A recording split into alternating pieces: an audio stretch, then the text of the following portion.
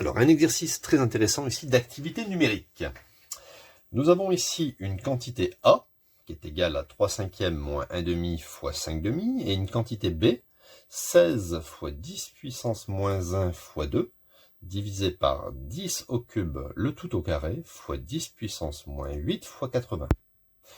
Et Marie affirme que A est exactement l'opposé de B. Est-ce qu'elle a raison ?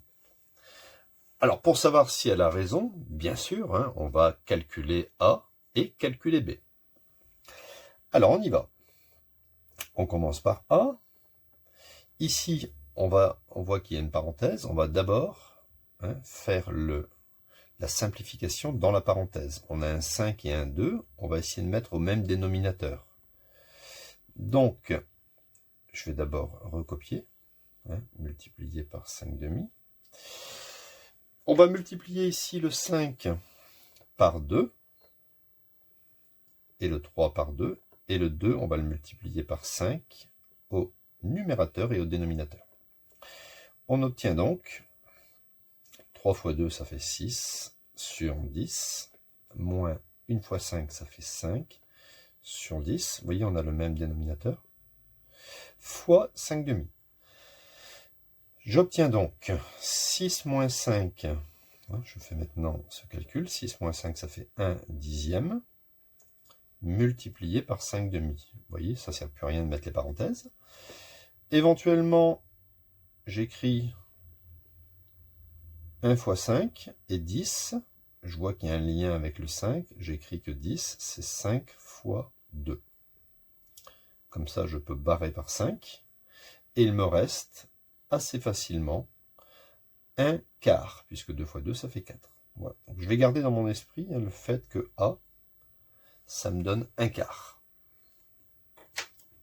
Okay. A égale 1 quart. Je vais le mettre ici d'ailleurs. Voilà. On y va pour B. Alors B, on voit ici que dans B, il y a des puissances. Alors, je vais recopier ici 16 fois 2 fois 10 puissance moins 1 sur... Alors, tout ce qui n'est pas puissance, je vais le mettre devant. 80 fois... Alors ici, on sait que quand il y a puissance de puissance, on va faire 3 fois 2. Donc, ça fait 10 puissance 6 fois 10 moins 8. D'accord? Comme ça, on est tranquille, on met les puissances à droite. Et ici, tout ce qui est nombre, chiffre, à gauche. J'obtiens donc 16 fois 2 divisé par... Alors, je sais qu'il y a déjà un lien entre 16 et 80, puisque 80, c'est 16 fois 5.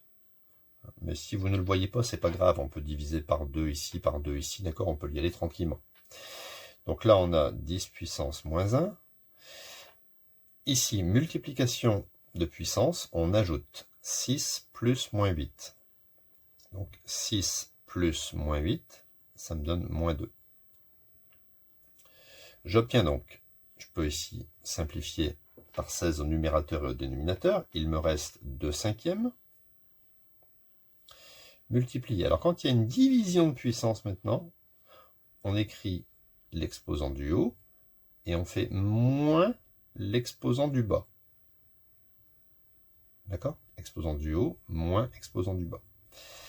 Ça me donne 2 cinquièmes fois 10 puissance moins 1 et moins ça fait plus.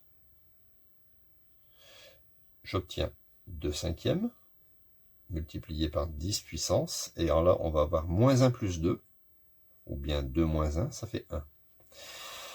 Ok, donc 10, si je fais un rapprochement avec 5, 10 sur 5, ça fait 2 déjà. Mais on peut aussi l'écrire comme ça. 10, c'est 2 fois 5. Je prolonge mon trait de fraction, je barre les 5 et j'obtiens 4. Voilà. Donc A, je vais recopier A, c'était 1 quart. On va bien le recopier ici. A, c'est 1 quart. Et on a trouvé que B, c'est 4. Donc on peut affirmer déjà que Marie n'a pas raison, puisque 4 n'est pas l'opposé de 1 quart. 4, c'est l'inverse de 1/4. D'accord? L'opposé de 1/4, n'oubliez pas que l'opposé de 1/4, c'est moins 1/4. Et 4, ça n'est pas l'opposé de 1/4. 4, c'est quoi 4? 4, c'est 4 sur 1. Donc 4 sur 1, c'est bien l'inverse de 1/4. Voilà, donc cet exercice est terminé. C'est un bon exercice d'activité numérique.